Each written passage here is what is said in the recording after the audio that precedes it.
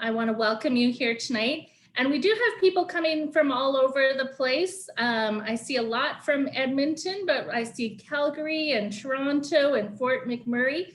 So just in the chat, if you could take a moment to introduce yourself, because we kind of have to find different ways of building community in this Zoom world. Introduce yourself, what your connection is to King or to Dr. Dudiak.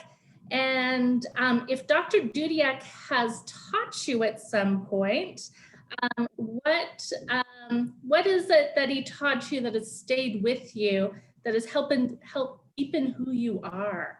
So a serious question. So just take a moment and introduce yourself. We're waiting for folks.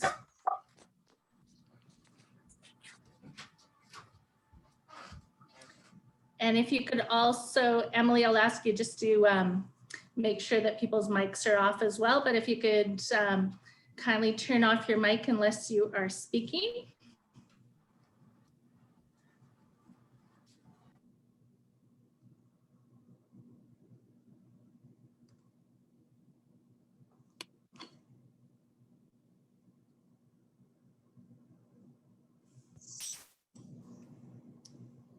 Perfect. We'll just wait another 30 seconds or so to fill that chat with who you are, where you're coming in from tonight.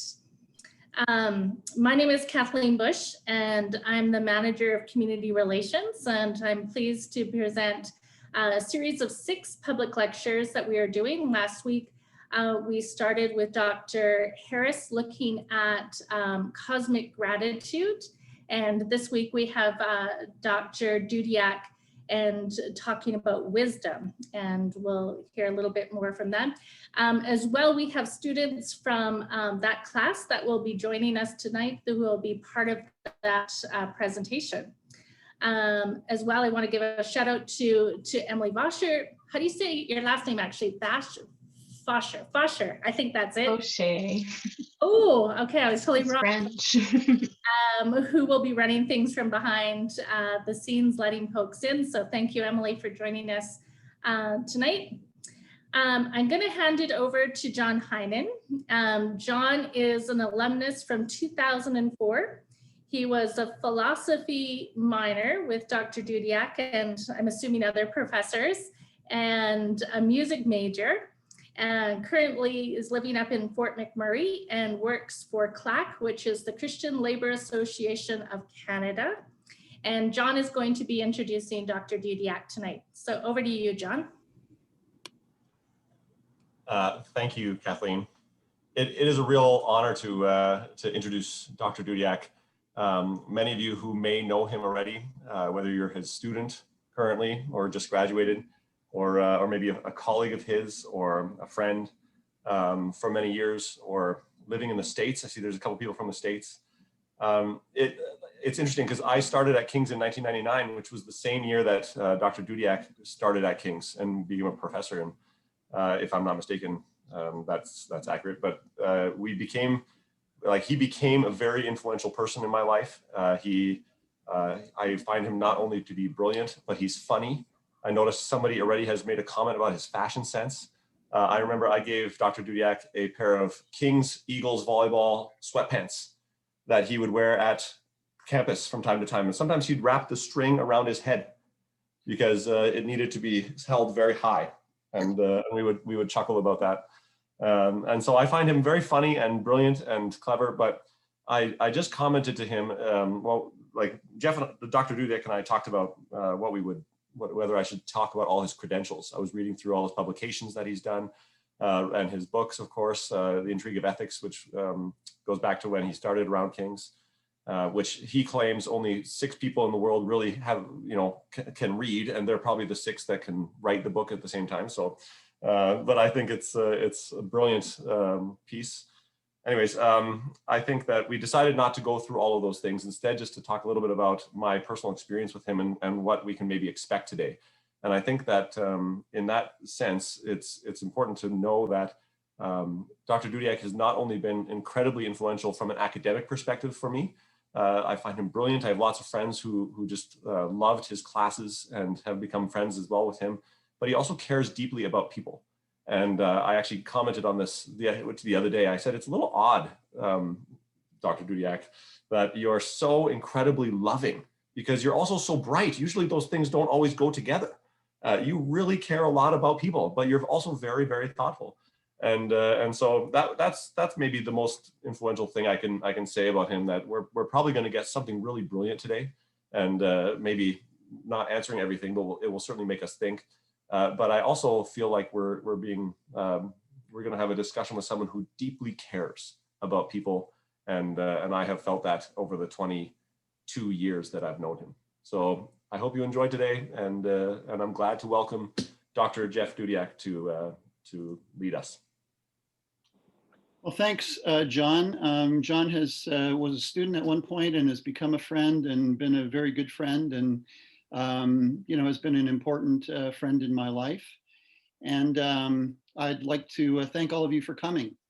Beloved students, past and present, and my distinguished colleagues, even those who are sniping at me right now about my snooker capacities, and guests of the college who are college. I still like the word collegium. I'm the only person who was against moving to university. It's a great word. We should have kept it. But friends of the university who, of course, are welcome, and other dear friends too. I've noticed that Ron Kuiper is the president of the Institute for Christian Studies is here, and one of my very, very good and best friends for a very long time. And also here is my friend, Dr. Kurt Thompson, who is, we were friends since we were in church camp together at about 14 years old, and have been best friends for ages and ages. And he's an expert in Christianity and neuroscience, and he should be speaking tonight instead of me. But there are lots of you here, and I'm pleased to see you. And I'm especially pleased tonight because this presentation comes out of a course that I taught this past semester. And we had students in that course, 5 of whom are here to participate tonight and are going to be doing some of the readings. And so we have Do-Yun Seakum, Jonas Bystrom, Bronwyn Miles, Sean Ritter, and David Sapina, who were participants in this class this past semester. And I particularly welcome them because they're sharing in this with me. And afterwards, if there are difficult questions, I will divert them to the students.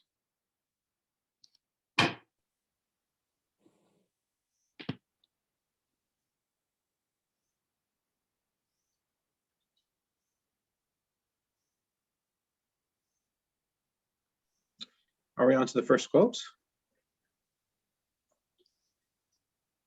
Yes, okay. Out in the open, wisdom calls aloud. She raises her voice in the public square.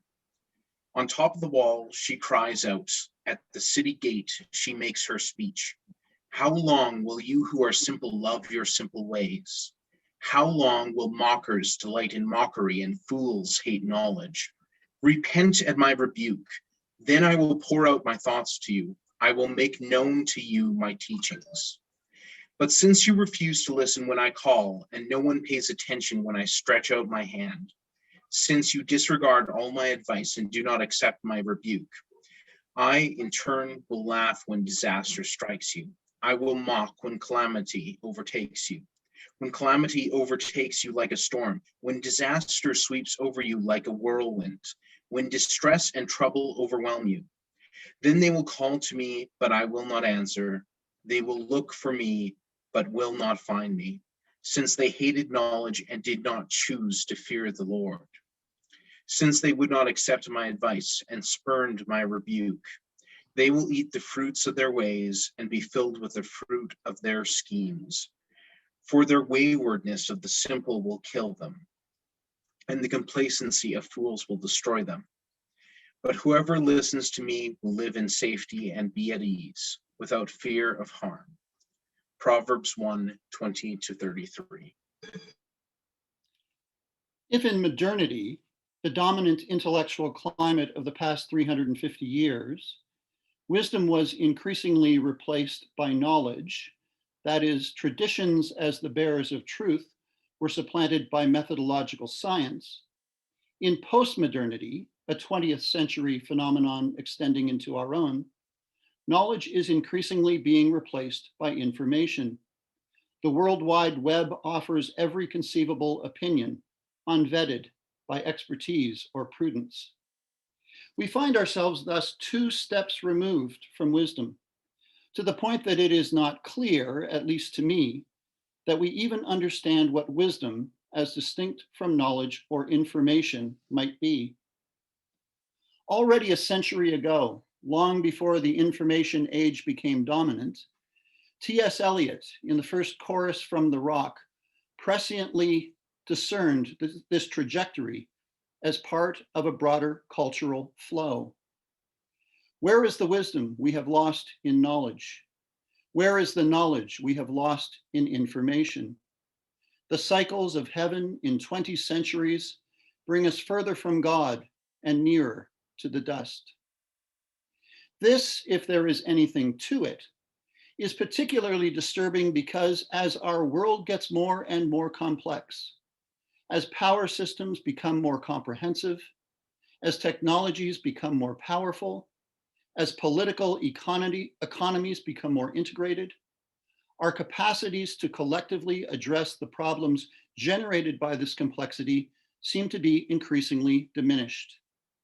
We no longer share even broad cultural expectations, even within societies, and knowledge acquisition is increasingly specialized, that is, undertaken independent of the bigger picture. It seems to me that we need wisdom more than ever, and yet, where is it to be found? It is obvious these days where we go for information. Almost every piece of it is in your pocket right now. And it is also pretty clear where we go these days for knowledge. For me, down the hall to the office of someone who regularly dons a lab coat. And in fact, I make that grateful trek with some regularity. But while we know where to go for information and for knowledge, it is not obvious where we would turn for wisdom, especially for cultural wisdom, for political wisdom. While it is certainly the case that any number of us have a commitment to some particular tradition or other that still makes claims to wisdom, as a broader society, we no longer possess such a shared resource.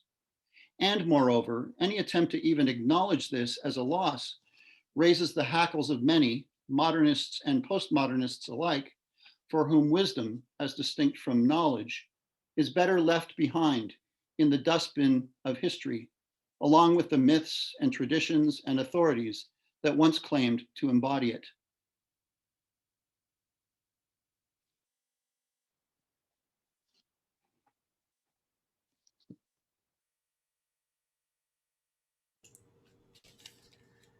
Then Job answered the Lord and said, I know that you can do everything, and that no thought can be withholden from you.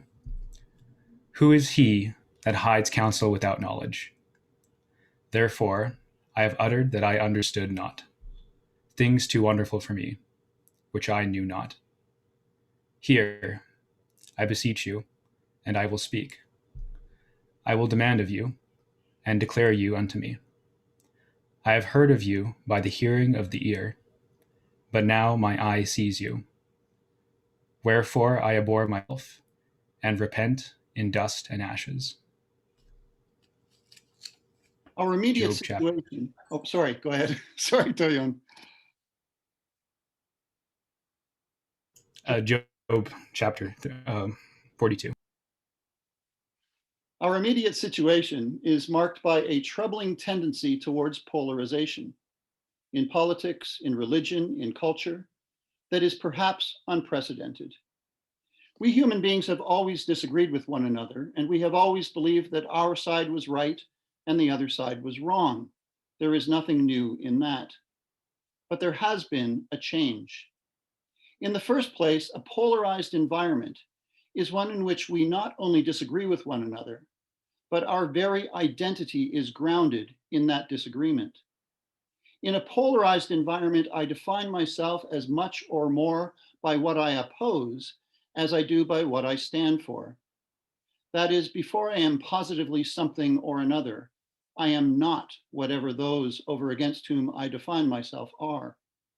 And because I am, as constitutive of my very identity, not what the other side is, it makes it nearly impossible for me to hear anything the other side says and to learn from the other. As such, gets taken as an assault upon who I am.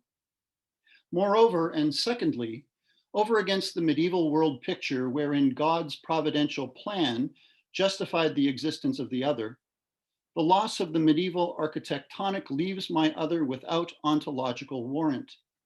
In the pre-modern world, the other may be my enemy, but for reasons beyond my understanding, God in his wisdom placed him there. In a providential picture, even my enemy has a place. He belongs. My relationship to him is dialectical, not dichotomous. With modernity, the overarching providential meaning of things has been removed, and along with that, the very justification for my enemy's existence. He now has no place, and so can, and even must, be eliminated, since his very existence threatens me. Lock her up, or lock him up.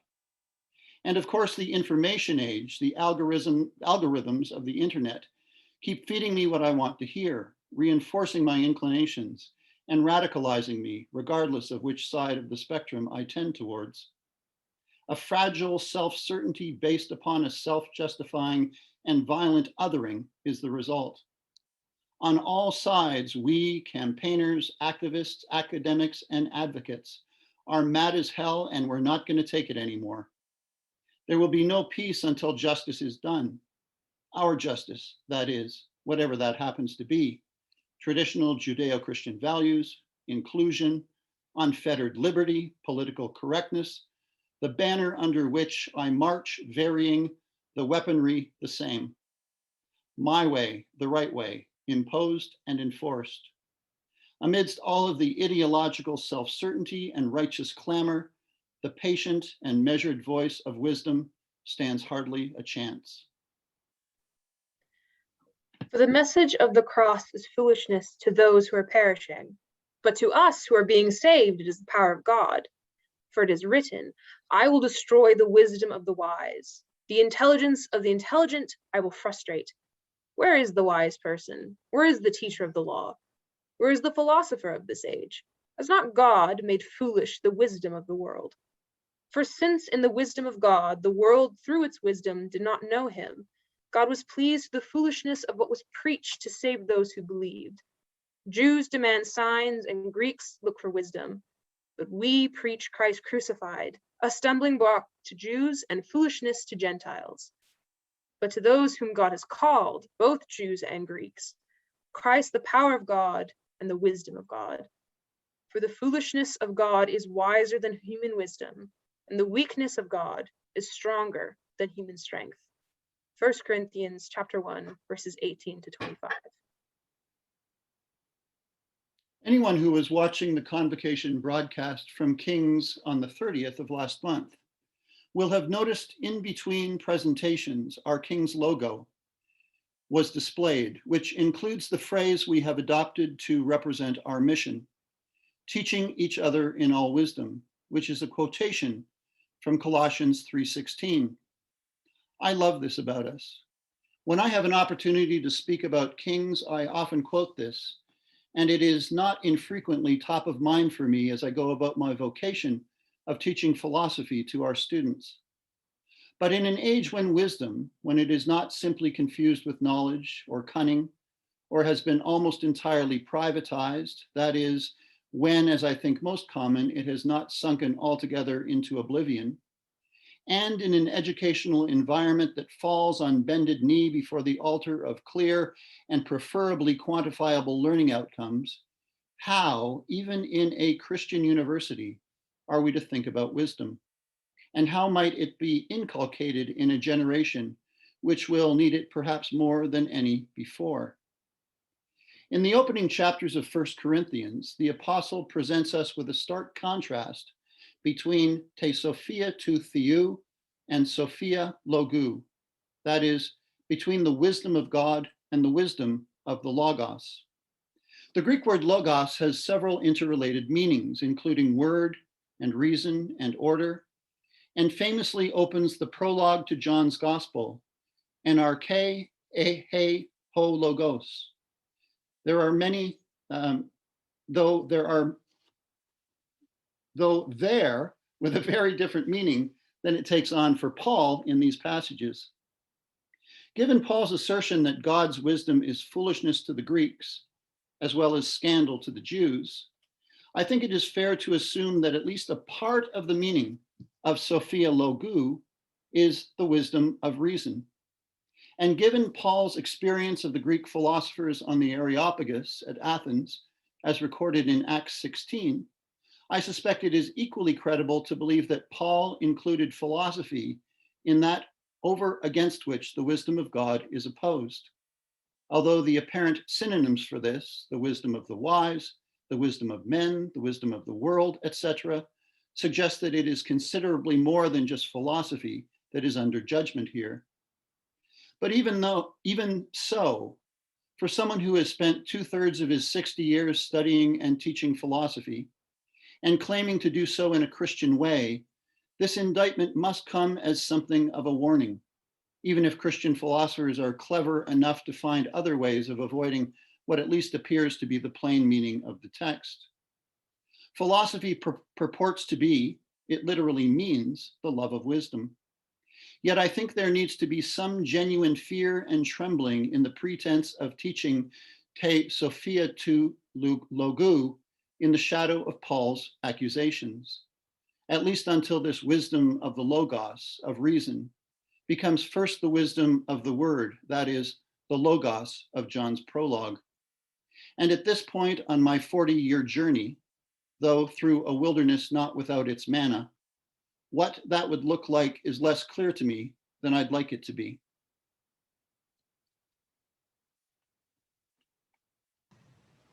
Wisdom is glorious and never fades away, and is easily seen by them that love her, and is found by them that seek her.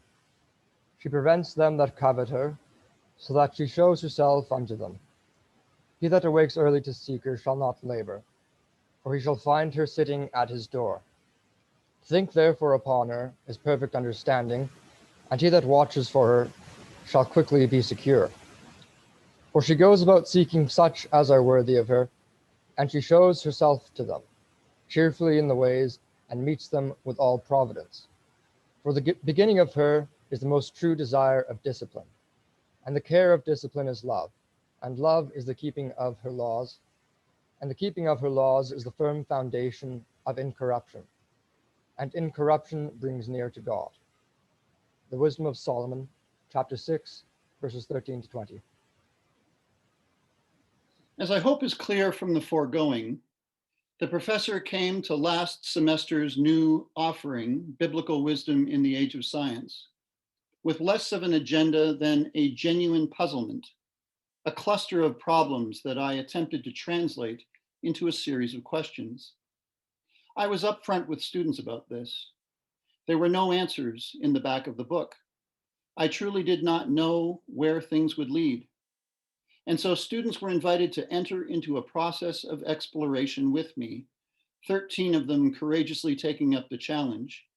And I made it very clear to them from the start that whatever clever ideas they came up with, I would be stealing for my own ongoing work on these questions. And true to my word, some of what you are hearing tonight was inspired by their contributions to the class. In short, we were truly in this together. Over the semester, we read a number of texts, all from the ancient world, both from the Hebraic and the Greek traditions. Proverbs, Ecclesiastes, and Job from the Old Testament, Plato's Apology and sections from Aristotle's Nicomachean Ethics, from classical Athens, from the Hellenistic period, the Stoic Epictetus's Enchiridion and the anonymous Wisdom of Solomon, and from the Apocrypha, and 1 Corinthians and the Sermon on the Mount from the New Testament. The original plan was to end the semester with a couple of modern texts, but frankly, we were overly ambitious and ran out of time. We could not, of course, master such a broad selection of texts. Ours was neither a course in the biblical literature, nor in the Greek intellectual world, nor an attempt to unravel the knot of their subsequent intersection. Rather, our exposure or re-exposure to these texts was focused upon asking the following set of questions, which students answered each week in response to the assigned reading. What is wisdom? Is wisdom distinct from knowledge, from information? Is wisdom simply applied knowledge? How should we read ancient wisdom texts? Do they have any relevance in an age of science? What is the difference, if any, between Hebrew wisdom, Chachma, and Greek wisdom, Sophia, and how does that play itself out in our contemporary world? What does the wise person look like? How do we seek or encourage public wisdom in our time? But why this overemphasis on ancient texts? And why the exclusive focus on texts from the Western tradition? In both cases, the limited selections were governed in part by an unfortunate paucity of time and the limitations of the professor. Regarding the first limitation, there was some method to the sadness. If it is true that part of what has led to our alienation from wisdom is the modernist turn and its postmodern shadow, then one potential antidote is to allow ourselves to be informed by texts that predate those events, not as nostalgia for some lost Eden, but as seeking nourishment from an abandoned garden. Regarding the second limitation, the exclusivity of text from the Western tradition was mostly due to the timidity of the professor, who does not claim to be able to read, let alone teach, non-Western traditions with any serious intellectual depth or spiritual integrity. However, one gifted student focused his insightful essays for the course on wisdom in the Buddhist tradition. Another student made a delightful presentation on wisdom and its transmission in her Nigerian culture. Still another graced us with a marvelous presentation on how wisdom was passed down through the Aboriginal side of his family. 3 gifts for which we were most grateful. Regarding practical wisdom, we shall get at the truth by considering who are the persons we credit with it. Now, it is thought to be the mark of a man of practical wisdom to be able to deliberate well about what is good and expedient for himself, not in some particular respect, such as about the sorts of things conduce to health or to strength, but about what sorts of things conduce to the good life in general. This is shown by the fact that we credit men with practical wisdom in some particular respect when they have calculated well with a view to some good end, which is one of those that are not the object of any art. It follows that in the general sense also the man who is capable of deliberating has practical wisdom. Now, no one deliberates about things that are invariable, nor about things that it is impossible for him to do. Therefore, since scientific knowledge involves demonstration, but there is no demonstration of things whose first principles are variable, for all such things might actually be otherwise, and since it is impossible to deliberate about things that are of necessity, practical wisdom cannot be scientific knowledge nor art. Not science, because that which can be done is capable of being otherwise. Not art, because action and making are different kinds of thing. The remaining alternative, then, is that it is true and reason's state of capacity to act with regard to the things that are good or bad for man.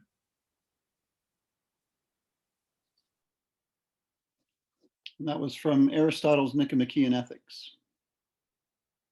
Most of us have a pretty good intuition about what wisdom is.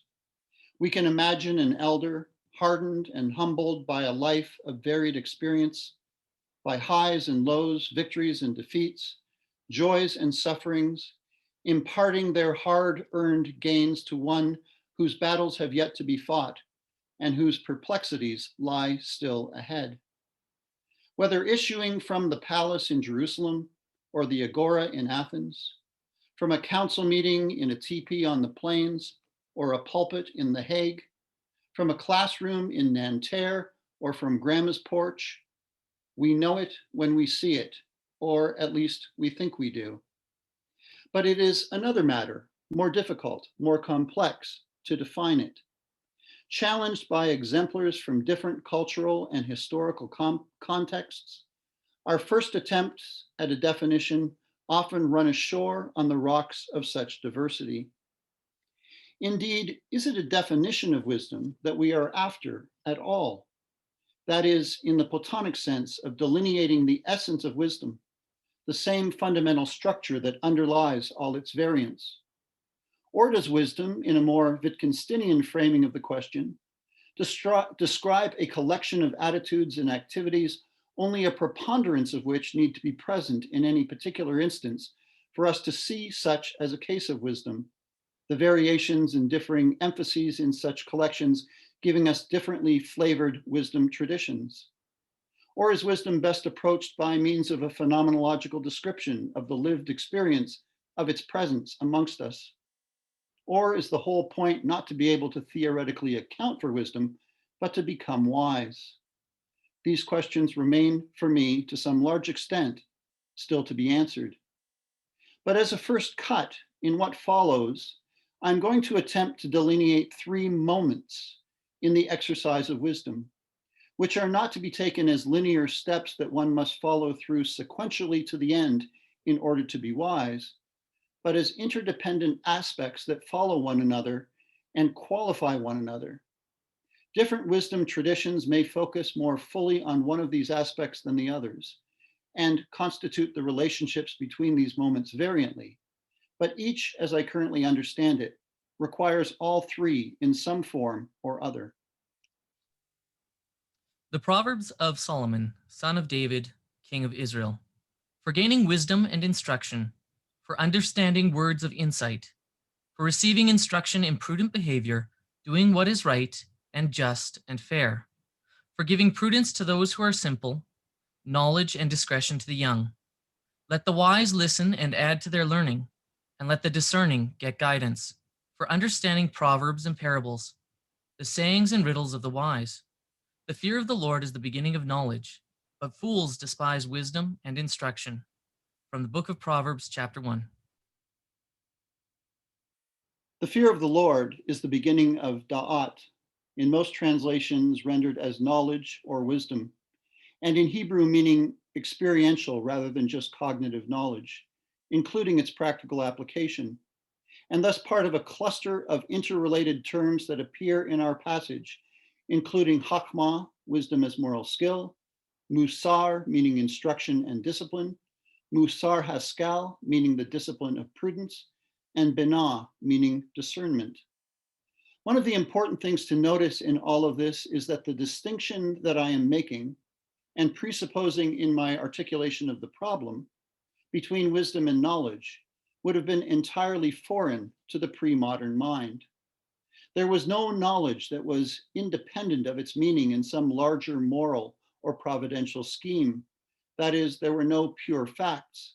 And so knowing was a necessary constituent of knowing how to navigate the spiritual and moral landscape.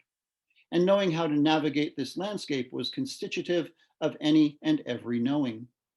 It was only in the modern age, the age of analysis, that is, literally, wherein larger wholes were broken down and explained in terms of the functioning of their parts, that the distinction between wisdom and knowledge could be solidified, and that knowledge could be taken to function independently of wisdom, and eventually displace wisdom as the goal of education and as the touchstone of social authority. The phrase, the fear of the Lord, Yirat Yahweh, most famously here in the book of Proverbs, but appearing in other texts as well, describes the beginning of wisdom rather than its culmination, what in philosophy we might call a necessary but not sufficient condition. The term fear used in this phrase has many connotations in the Hebrew scriptures: dread and terror, standing in awe, reverence and respect. And perhaps we should, as we did in class, allow each of them to take their moment upon the stage of wisdom's appearance.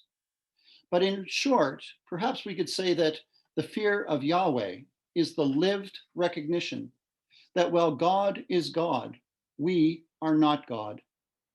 One student in the class did some fine work on the connotations of this yirat, and another explored various aspects of the humility that such implies. That is, the principal thing that the fear of the Lord does is to decenter us, to cause us to know in a profound sense beyond mere cognitive assertion that we are not the sun around which reality orbits. Over and again in the biblical text, the fool is contrasted with the wise person, and the projects of the fool are described as self-aggrandizing, all of which in the end come to naught. Paradoxically, the successes of the wise are the product of aiming at obedience rather than at success. And this because we are not God and do not exercise control over the outcomes of our actions. You know Carathon. He was my friend from youth and the friend of most of you, as he shared your exile and your return.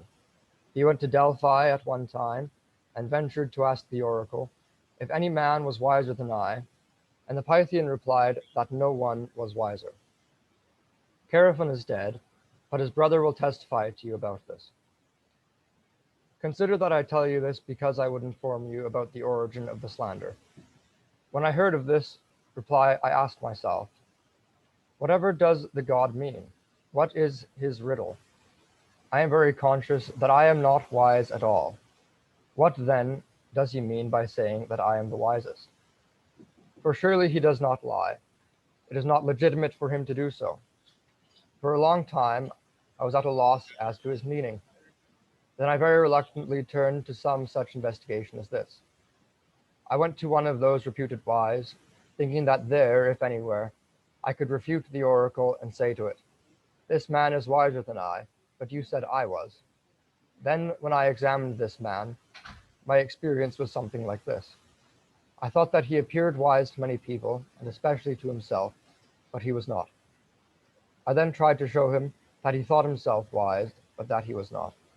As a result, he came to dislike me, and so did many of the bystanders.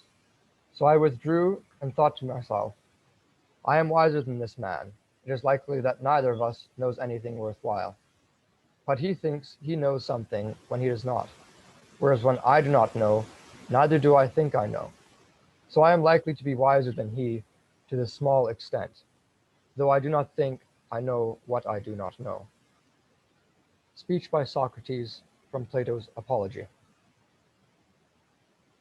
There's a sense in which knowing that I don't know is the Socratic pagan version of the Hebraic fear of the Lord, a way of acknowledging one's finitude, one's smallness, and thus the perpetual partiality and hypothetical nature of any attempts at knowledge acquisition, a taking distance, both epistemologically and morally, from any claim to knowledge that one might be tempted to make definitively.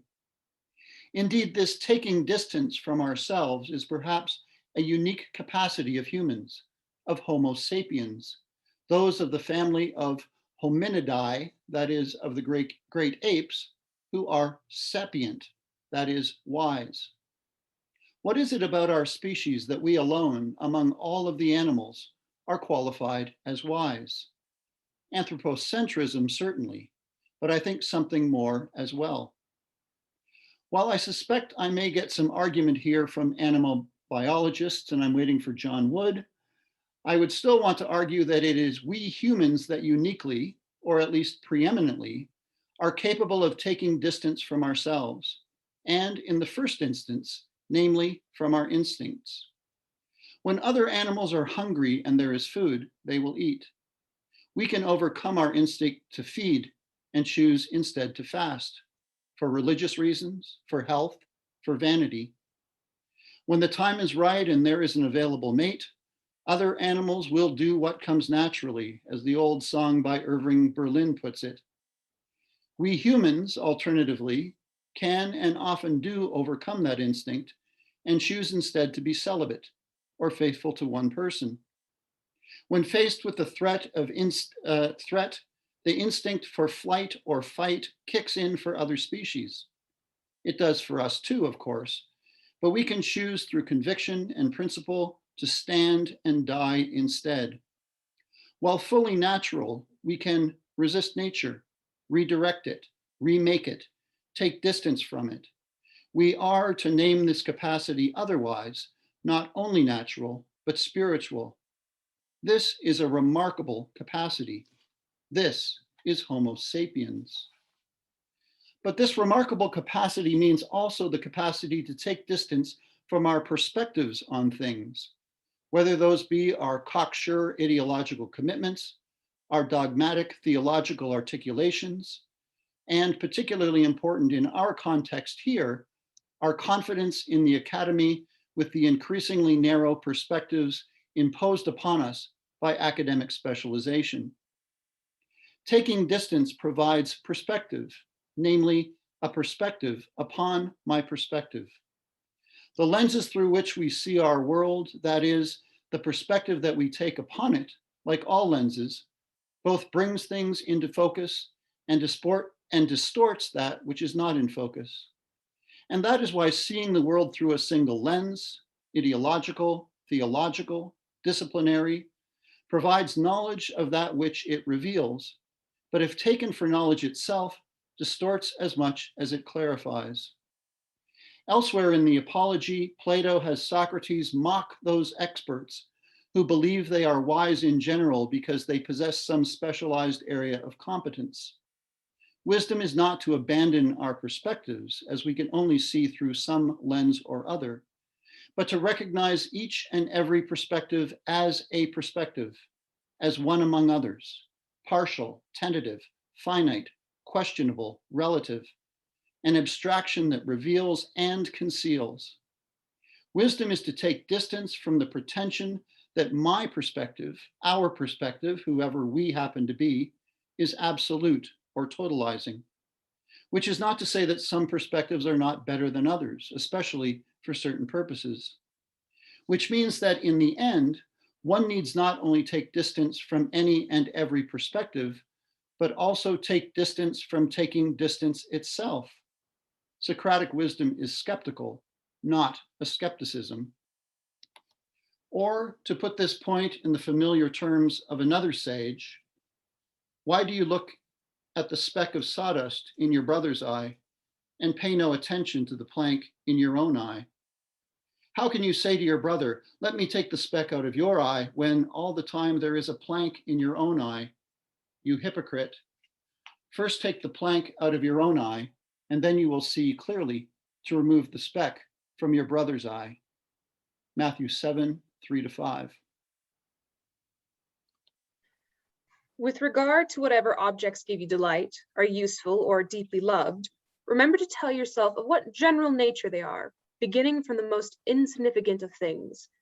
If, for example, you are fond of a specific ceramic cup, remind yourself that it is only ceramic cups in general of which you are fond. Then, if it breaks, you will not be disturbed. If you kiss your child or your wife, say that you only kiss things which are human, and thus you will not be disturbed if either of them dies. The Enchiridion by Epictetus, section 3.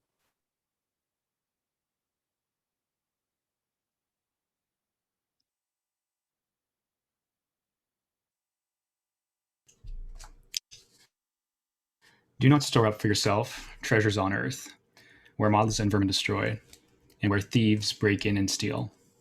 But store up for yourself treasures in heaven, where moths and vermin do not destroy, and where thieves do not break in and steal. For where your treasure is, there your heart will be also. The eye is the lamp of the body.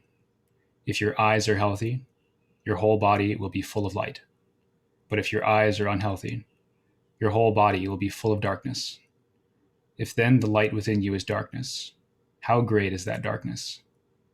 No one can serve two masters. Either you will hate the one and love the other, or you will be devoted to the one and despise the other. You cannot serve both God and money.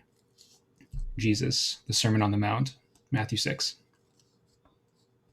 Wisdom literature, for the most part, is not a discourse on wisdom, but an attempt to impart it. Born, I would suggest, of a seasoned and thoughtful mediation between competing but limited perspectives. Proverbs, parables, maxims, mottos, sayings, riddles, axioms, aphorisms, adages, pithy advices meant to provide guidance, heeded by the wise, disregarded by the fool. The flavor of these generalized imperatives depends to a large extent upon the background metaphysical orientation of the author or authors. Both Epictetus and Jesus warn us to place limited worth on the temporal and material things of life, but for very different reasons. A loss of ataraxia, that is, serenity on the one hand, and an investment in the wrong kingdom on the other. But in any case, the presence of a moral bent to the universe, or its conspicuous lack, is presupposed and therefore implied in any wisdom tradition. And so the book of Proverbs, for example, in its main body, follows out a pattern that can be roughly described as the following.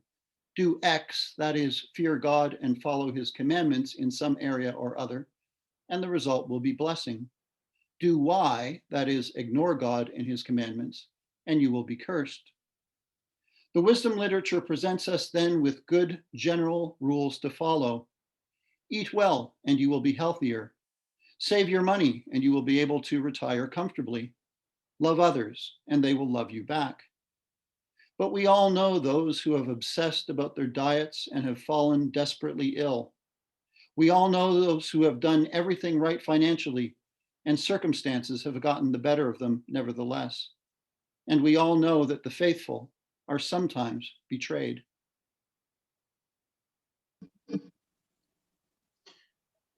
Meaningless, meaningless, says the teacher. Utterly meaningless, everything is meaningless.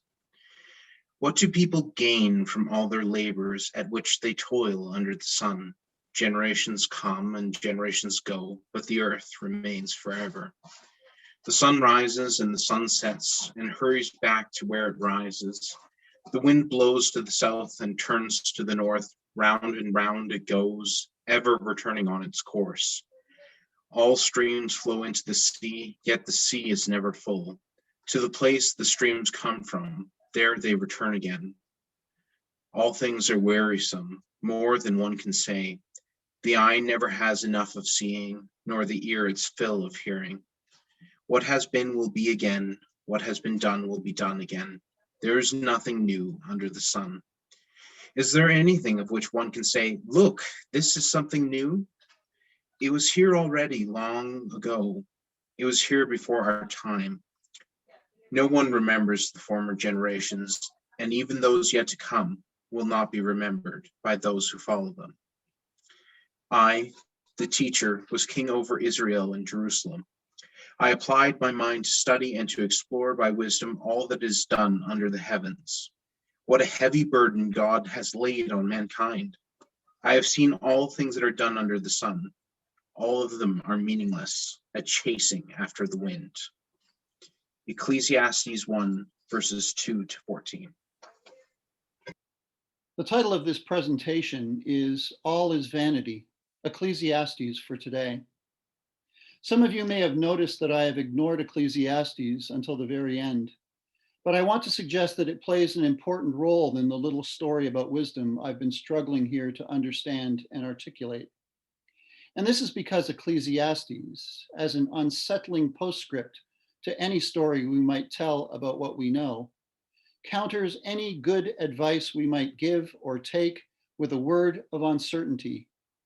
It mercilessly mocks any wisdom to which we might pretend, and sends us, after all of our strivings after wisdom, back to square one, to the fear of the Lord. If the book of Proverbs confidently asserts the cause and effect connection between holy living and a blessed life, the book of Ecclesiastes not only questions that connection, as the book of Job and in its indictment of Job's friends questions the connection between disobedience to God and suffering, but Ecclesiastes further and more radically disrupts our sense of blessedness itself. For, it laments, blessedness too is vanity. It is perhaps unfortunate, if not altogether wrong, that our English translations of these passages use vanity or meaninglessness to translate the Hebrew hevel, which actually means smoke or vapor. If the words of the teacher, kohelet in Hebrew, puts the lie to taking the connection between holiness and success promised in Proverbs as a guarantee, The narrator, while advocating for the wisdom of the teacher, nevertheless ends the book by turning us back to the message of the Proverbs: fear the Lord and follow his commandments. The book of Ecclesiastes is our most radical reminder that all of our best laid plans, all of our certainties, all of our victories, including all of our Christian theologies and philosophies and institutions, are hevel, smoke, vapor. They are not forever and always. They are not perfect. They are ephemeral and, based on the etymology of hevel, ethereal too, patterns traced out for the moment, the best we can do for now. They serve a purpose. They are not the purpose. In the face of all of our confident knowing, all of our supposed wisdom, the book of Ecclesiastes sends us careening back to the beginning, ever and again, that is, back to the fear of the Lord. The book of Ecclesiastes perpetually reminds us that when it comes to wisdom, we never complete the circle, but are only ever thrown back into the whirlwind. While many of the progressive and redemptive social and political movements for peace and justice have their roots in both responsible knowledge of facts and sincere commitment to worthwhile values, much of the systematic oppression and violence in our world stems from the same source. When rather than fearing the Lord, we speak in his name. When rather than searching for truth, we assert it. When rather than seeking wisdom, we attempt to impose it. Wisdom is not, or at least not principally, a broader or more comprehensive knowledge, a practical know-how that allows us to navigate the world effectively. It is also such things only because it is, in the first instance and most fundamentally, the ability to take distance from oneself, to question oneself and one's perspectives, to be decentered, set back on one's heels, to be unsure, to fear one's power even while necessarily asserting it. The Jewish philosopher Emmanuel Levinas claims that ethics is a matter of fearing murder more than death. That is, living in bold awareness of the potential inadvertent violence of our principles and actions and institutions.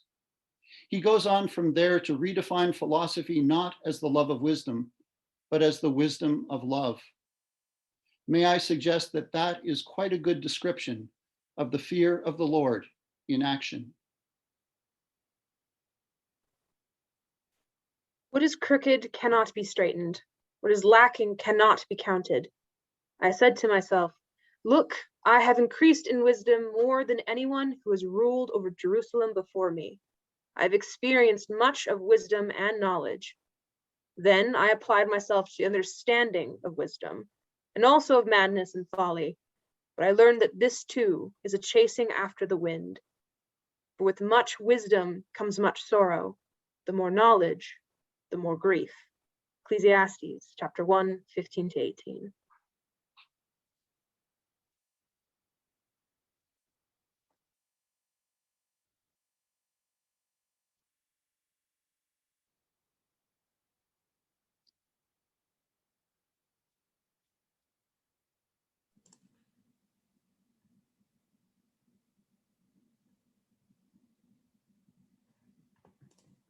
I guess it's not clear that we're done, but we're done. I thought it was a pause to let everyone think. There is a question. There are two questions actually. And so if we'll start perhaps with Raymond Clausen, if you don't mind unmuting, and then you can ask your question. Thank you, John. Moved by it. I've loved wisdom literature ever since I've been exposed to it in my early youth, and studied it in school, and abide with it even now. I'm really taken aback by your, in a sense, I feel a sort of sense of, I don't know, animosity or skepticism, or a real doubting, at least, of what has been called a modernist turn that it takes us away from wisdom, and you sort of laid it out in terms of the 2 steps removed from wisdom that we're currently in right now. So what is it about this turn that takes us away from wisdom, do you think? Yeah, I mean, I think these are complicated questions. Part of it was, you know, and not to plug a book that King's distributes and that ICS is taking over publishing, but on that little book on truth that I did a couple of years ago, you know, I go into this sort of in more detail. But my sense is that when modern methodological science began, it was recognized as a particular kind of knowledge acquisition. It was considered one kind of knowledge among others. And so, you know, early modern scientists will also be doing, you know, astrology, and they'll also be writing theology, and they'll also be doing all kinds of other things. But that the methodological science became so successful in certain respects that it came to be the principal way in which we started to understand the world. And you know, that I think that just over time, these other ways of seeing the world have diminished in their prestige and have kind of dropped out of sight. So, you know, that's a complex story, but that would be one of the bricks in that in building that argument. But that's also then, so I'm just going to follow it up. I actually had a 2-part question, and so it actually leads right into the second part of my question. Is there something about the going into ancient traditions as a kind of, not to be Foucaultian about it, but a kind of archaeology that we're digging it out again and retrieving it in order to get in touch with it again, because we've somehow been separated from it, sort of in the spirit of Ecclesiastes 1, which talks about us forgetting what happens in the past generations. One of the reasons that I am sometimes falsely accused of being conservative is that my view of progress is that when we move forward, and we need to move forward, we gain things and we also leave things behind. And I think that we need to be as attentive to what we are leaving behind as what we are gaining. And I think that modernity has been this wild enthusiasm about what we're gaining, and mostly unintentional, but sometimes intentional blindness to what we're leaving behind. And so I'm constantly looking over my shoulder, culturally, intellectually speaking, asking what is it we, in our enthusiasm for the future, are leaving behind that we might well need going forth. Great, thank you. There's a question from Ethan Vanderleet. If you can unmute and then ask your question. Hi, Jeff. Thanks for your talk. At the beginning, you were a little bit, I think, just hesitant or kind of worried about the possibility of wisdom today. And, you know, you, in a lot of self-humility, recognize the challenge of that. But I was just thinking about how last week I watched Dr. Josh Harris's talk, and he, the main example that he discussed was the moral exemplar, or the moral heroism of this Muslim mother who's able to thank God for her life and the life of her child, even in the midst of really horrific and challenging and circumstances and immense suffering. So I'm wondering if if there really is something today that makes wisdom that so much more challenging, or if we have kind of moral exemplars and moral heroes who embody wisdom, you know, and that wisdom has always been challenging, and yet there have always been pointers. Is there something uniquely challenging about our postmodern age? Yeah, it's interesting. You might want to challenge, what I'm saying, and I'm perfectly open to that. And Ethan has been in many of my classes and wonderfully challenged what I had to say even when he was an undergraduate. So now I'm particularly intimidated. But I do think there is a difference. I think that we have become. Part of the problem is, okay, a couple ways to say this. One is I think that as a larger culture, we have stopped asking the question of wisdom. We still use the word, but I think that we often we think of it as cunning, or we think of it as, sort of a comprehensive knowledge as opposed to a particular knowledge. And I think that it's much more than that. And a big part of that is that what has for us carried our wisdom traditions, myths and institutions and authorities were really largely rejected in modernism, so we stopped talking about those things. Are there still moral exemplars? Yes, I hope so. And I think the other way to answer this question is that, yes, we have moral exemplars, but we do not have moral exemplars. And one of the problems is that the we is not the same in each sentence. That there is a, these things are really tricky because we need common ways of approaching issues, and we also want to welcome difference. And I think we haven't figured out how to do that yet. And so one of the problems is that if one makes an appeal to something like a wisdom tradition, there are very many people who have all kinds of labels for that tradition and want to say, well, we've moved past that. That's religious, or that's patriarchal, or that's racial, or that's whatever. And so I think we need to find ways of, I don't know. I'm honestly struggling with this. Find ways of being in traditions sensitively. It's a bit of what I was trying to talk about at the end. That we can't throw the traditions away. On the other hand, we have to embody them in ways that they are traditions of service rather than traditions of oppression. And I don't know, Ethan, am I anywhere near where you're coming from?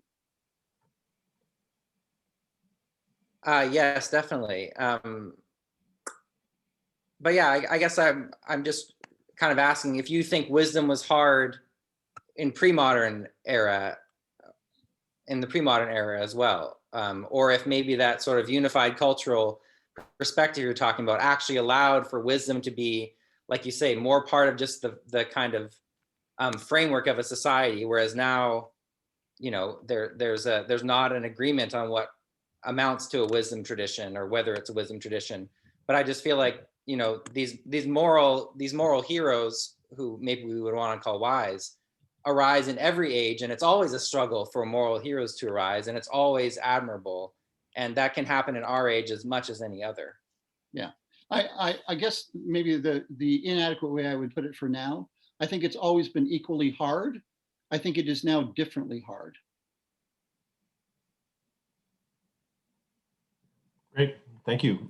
There's a comment from Barbara Heinen. If you can unmute and feel free to share your comments. Hi, Jeff. Hi, Barb. It's good to see you. Good to see everybody. I had a couple of comments on a more practical note. I enjoyed a lot of the readings, and the one that stuck out for me was the Ecclesiastes 1, where it states that those that have gone before are forgotten by the next generation. And it just made me think of the way people start to feel as they age, as they get into their own wisdom and their own knowledge and understanding of what it means to fear the Lord and to follow his commands. we usually don't get a really good handle on that until we're in middle age or beyond. And so it's that kind of wisdom that I think we need to be passing on to the next generation, because there's that really lack of understanding of what that means. Because anyone who has lived a faithful life of fearing the Lord will come across crises of faith, crises of trust, and crises of will and submission. And so those lessons that we learn as we age, I think are really important to pass on to the next generation. I think that's the wisdom that we can give the next generation. And so as you were speaking, it just occurred to me that something along the lines of a living library of wisdom at King's could be a way of doing that, where you have people 50 plus who are alumni or board or staff or faculty members that would be willing to sit down for an hour, and a student would take them out like they would a library book and just talk to them about what does it mean for you to live in the fear of the Lord and to follow his commands, and how has that played out in your life, and what can I learn from you? So you wouldn't be allowed to graduate until you return your professor and pay the late fine. Good point. Yeah, one of the interesting things, and one of the things I think I've learned from studying some of the Jewish philosophers I've looked at, is that, this idea of the one generation is not remembered, each generation is not remembered. There's this lovely sense in some strains of Jewish thought anyway, where that's sort of your obligation. Your obligation is to die and to get out of the way so that the next generation has their shot and things can actually change. And so if you have a patriarch that refuses to die, your community can't make any progress. Things can't change because you're stuck with this same. And so there is this lovely sense in which your job is to pass on what you have, and then die and get out of the way. So you shouldn't be remembered generation after generation. You should do your job and move on. And I'm getting, not quite to that stage yet, but just turned 60. And I'm beginning to think, okay, what do I need to pass on before I go? And I'm, no one ever totally gets out from under the sting of death, but there is something comforting and right about having one's time and then being out of time. It's someone else's time, and I think that's okay. That's good. Great. Thank you. Ian has a question. Hello there. I guess there was just a lot in this discussion, and wrestling with a lot of different, dissonance. And that's from coming to a place of faith, where I think I fundamentally have come to believe that wisdom is, it calls to us, and it begins with an orientation of fear and reverence towards God. And I guess at the beginning of this discussion, I probably agreed that a lot of the, philosophical tension that we're experiencing in our broader culture right now has to do with a moving away from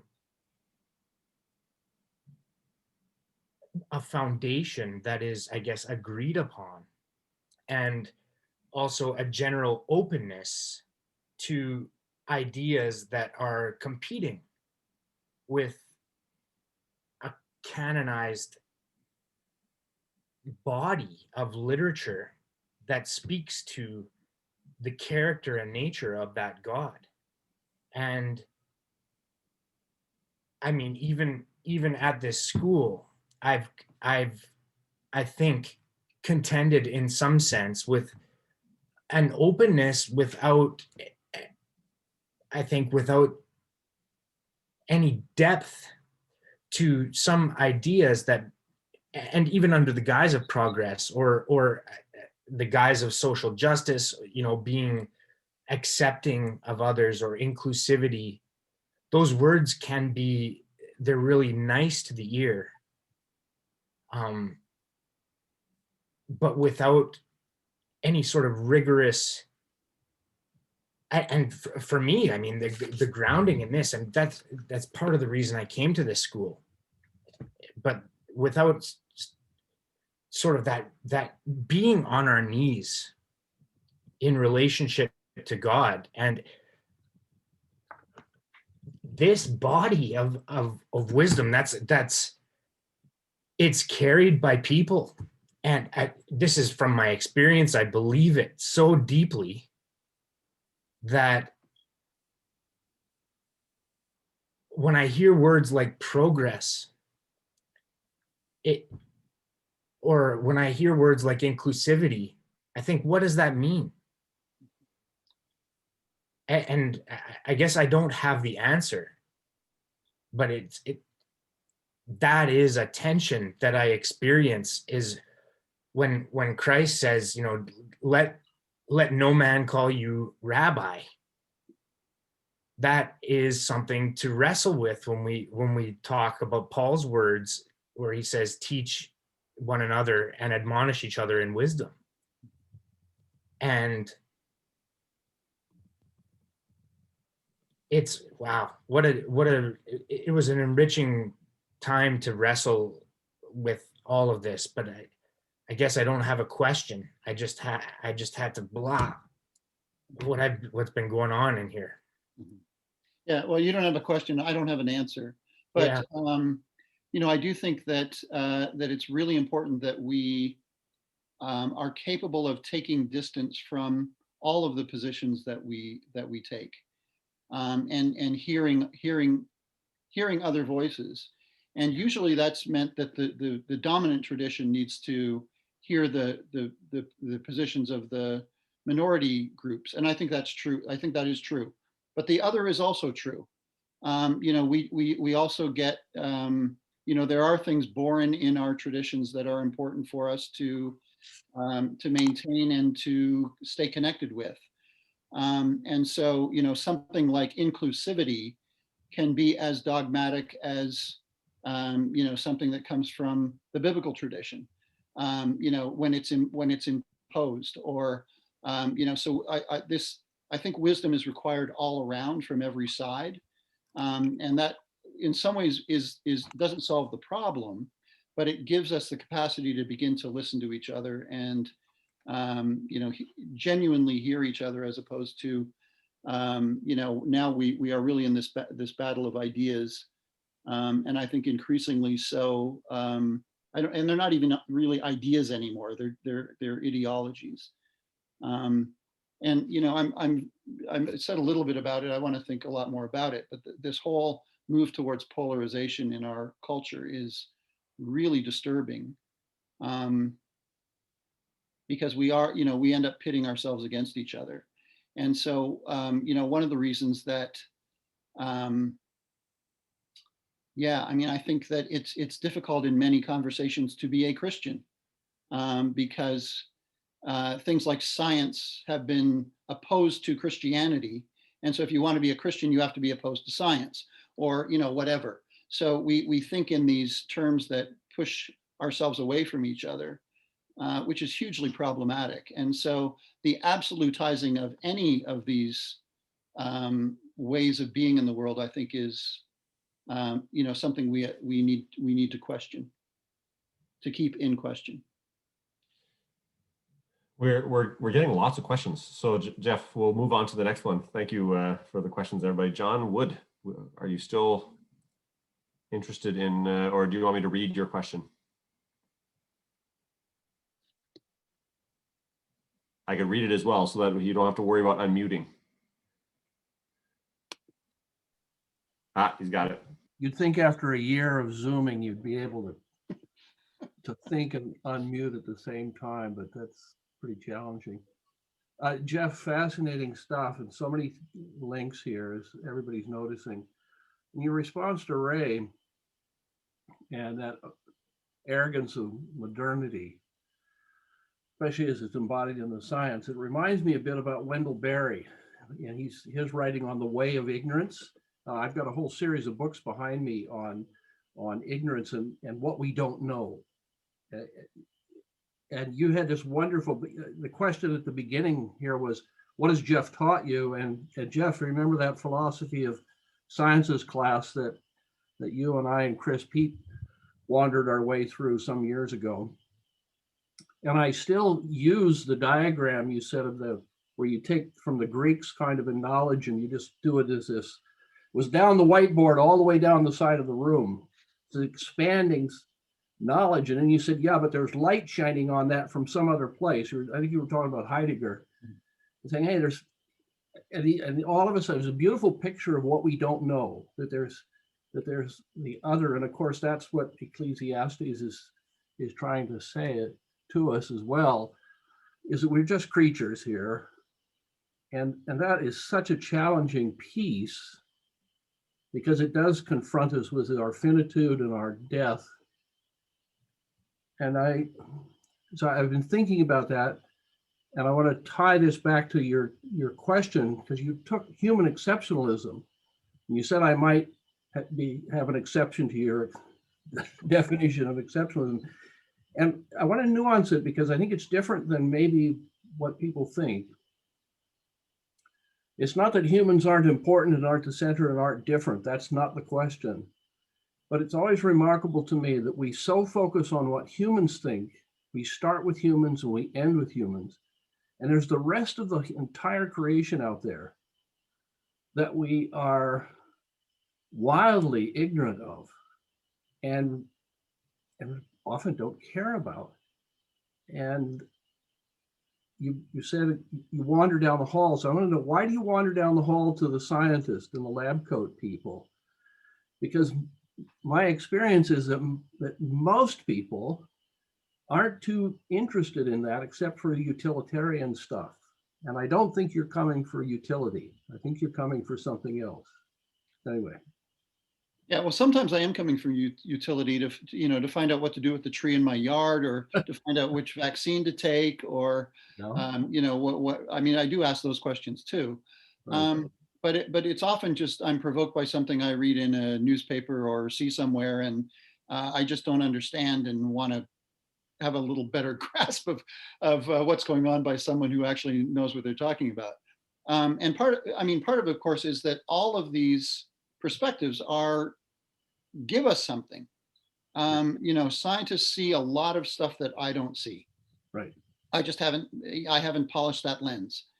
And so I need to take advantage of the fact that, my capacity to see things, and, this is a wonderful thing that you can do for me, is that when I want to talk about how I want to frame human exceptionalism, I want to do that in a way that's sensitive to someone who is an animal biologist and knows something about worlds that I don't know. So John and I had a little email exchange about having a conversation on my back porch soon. And that's part of the conversation that I'd love to have with you. So we'll do that. Well, you've really touched on death and finitude.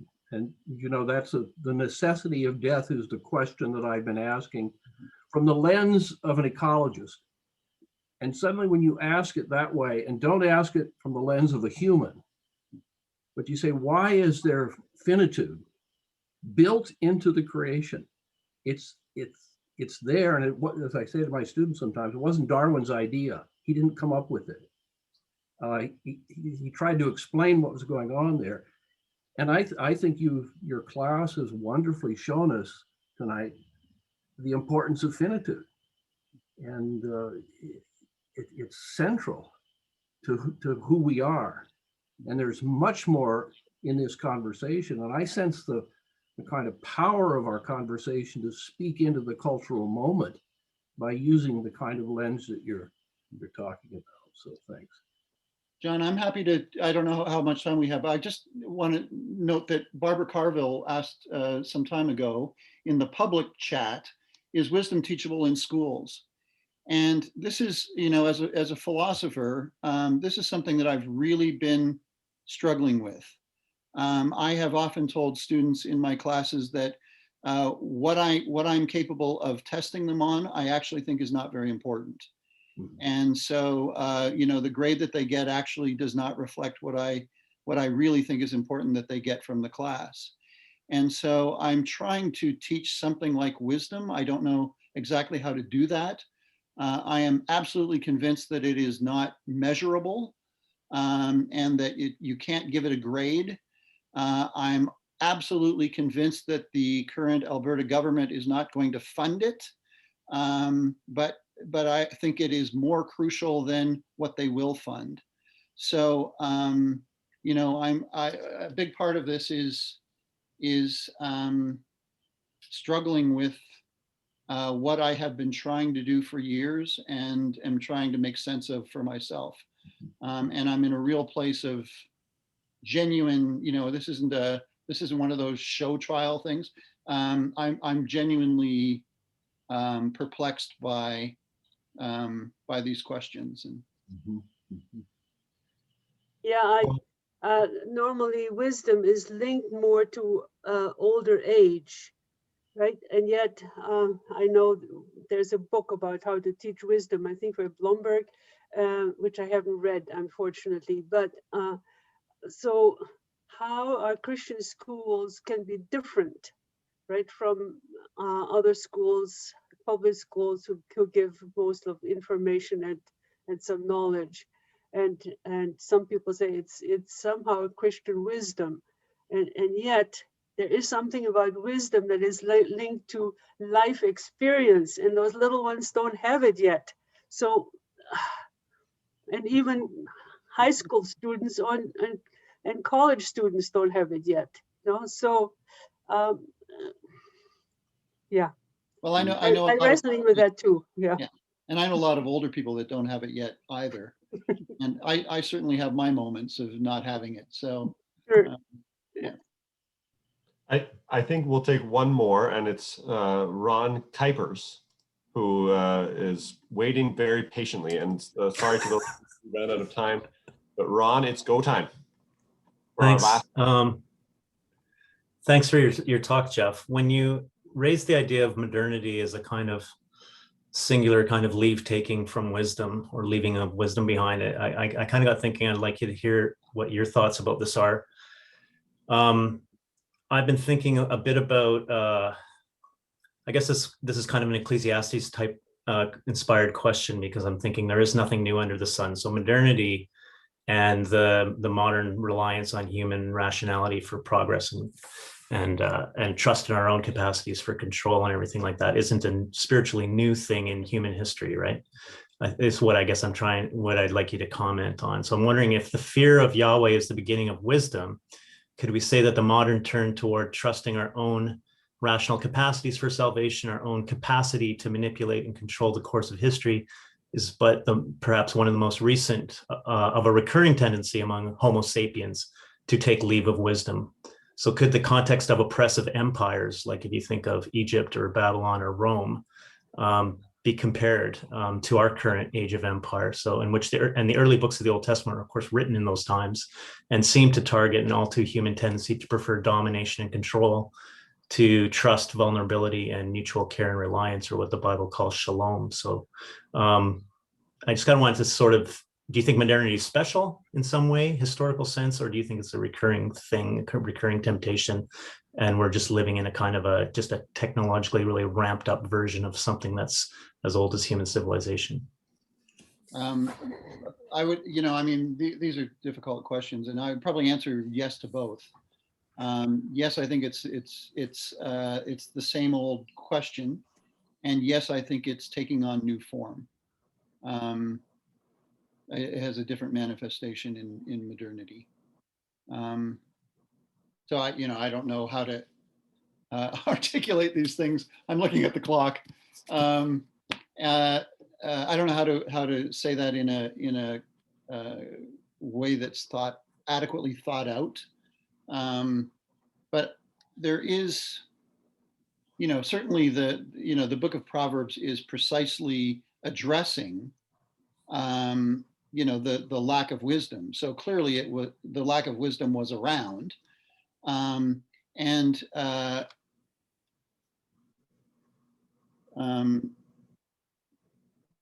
still is.